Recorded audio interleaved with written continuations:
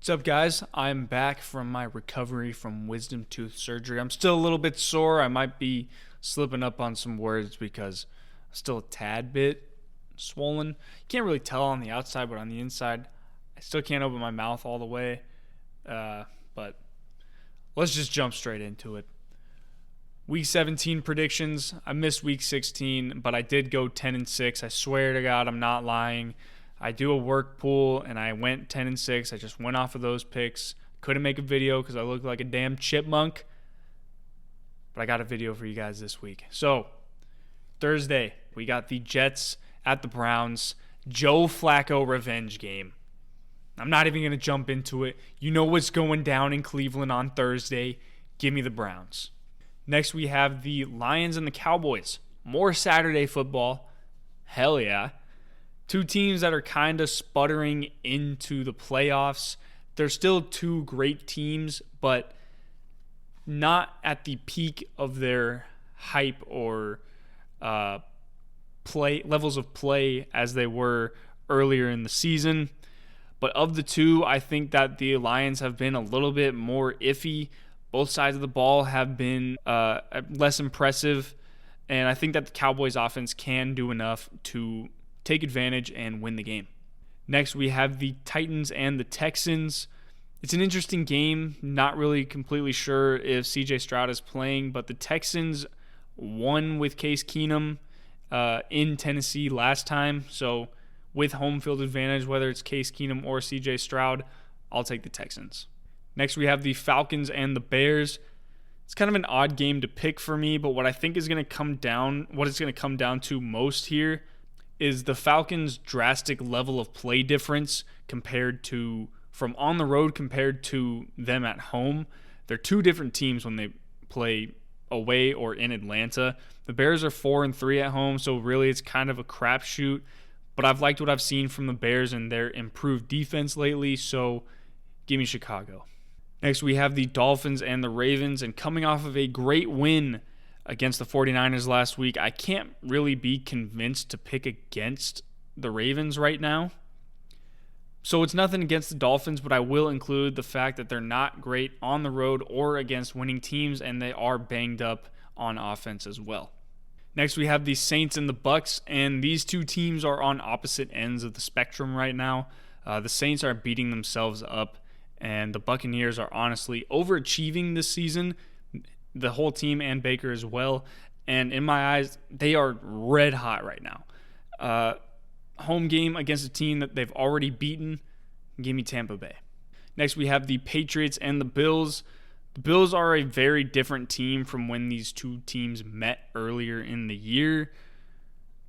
They're looking a lot better than they did in late October. And the Patriots, despite winning lately, are not as good of a team as Buffalo. So towards the end of the year, I'm going to take the Bills. Then we have the Cardinals and the Eagles. The Eagles are ending off the year against some pretty easy teams. The Cardinals are a 3-win team. They haven't scored 30 points at all this season. The Eagles should win even with their defensive struggles, so give me Philly. Next, we have the Panthers and the Jags, and the Jags are a team that's ready for a bounce-back game. They're ready for an easy game, and I think that's what they should get here this week. The Panthers actually haven't won a game on the road. I mean, they've only won 2 games. They were both at home. So this is an opportunity for the Jaguars and Trevor Lawrence to kind of get their feet back under them and get an important win when it comes to the playoff race and the division race. So give me the Jaguars. And now we have the Raiders and the Colts. All of a sudden, the Raiders are potentially in the wild card race. If they beat the Colts, they're right up there in the wild card, right outside looking in. The Raiders need to make Antonio Pierce head coach. He's already proven his case, and if he takes them into the playoffs, he definitely has. This is a case of nothing against the other team, but what I've seen from the Raiders in the past 2 weeks, 4 defensive touchdowns, winning games without even completing passes, basically. I'm going to ride the momentum, and I'm going to take the Raiders in the upset of the week over the Colts. Next, we have the Rams and the Giants, and speaking of momentum, the Rams are on fire lately.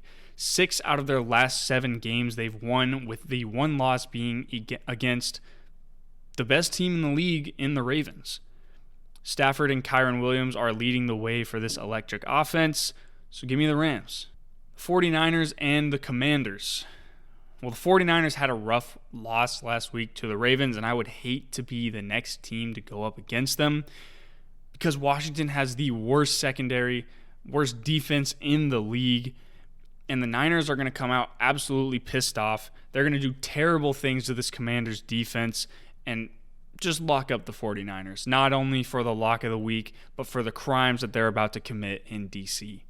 Next, we have the Steelers and the Seahawks. The Seahawks defense has been locked in and locking down for their last two matchups. They're going to be going against the Steelers team that has really not been good on offense all year, and I'm not going to let last game fool me. I don't care how well Mason Rudolph did. I don't care how many yards George Pickens had. I'm still going to go with the Seahawks.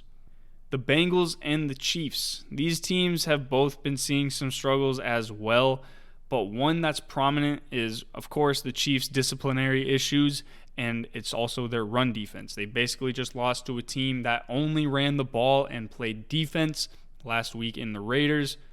Luckily for them, the Bengals have the worst rush offense in the league, statistically speaking. So I think that the Chiefs are going to have a bounce back win here. Joe Burrow isn't here to father the Bengals or father the Chiefs, so they should be okay. Give me the Chiefs. Next, we have the Broncos and the Chargers, and Jarrett Stidham is starting for the Broncos this week amidst their big Russell Wilson drama that came out of absolutely nowhere. But that doesn't change the struggles that the Chargers have faced all year this season. Maybe their new coach has dialed in the defense, as we saw last game against the Bills, where they only lost by 2. They only gave up 24 points, which is a win for the Chargers this year. But I still think the Broncos are going to be okay. Jarrett Stidham isn't a terrible quarterback. He's a serviceable backup, so I'll take Denver. Then we have the Packers and Vikings on Monday. These are two more teams that are kind of dragging ass to end the year. The Vikings could have gotten a big win if it wasn't for Nick Mullins' 4 interceptions against the Lions. And the Packers, really, they just play to their competition every week. They go and beat the Chiefs, and then they lose to the Giants, and then they barely beat the Panthers.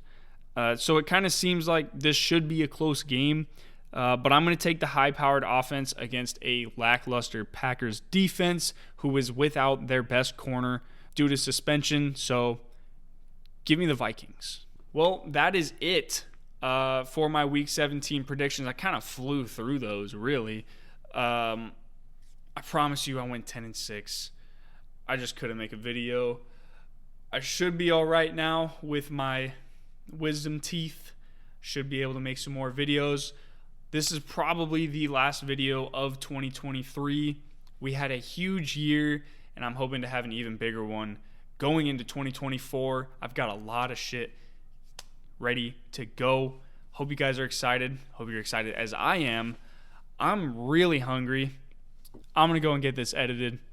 I'll see you guys later. I'll see you next year. See ya.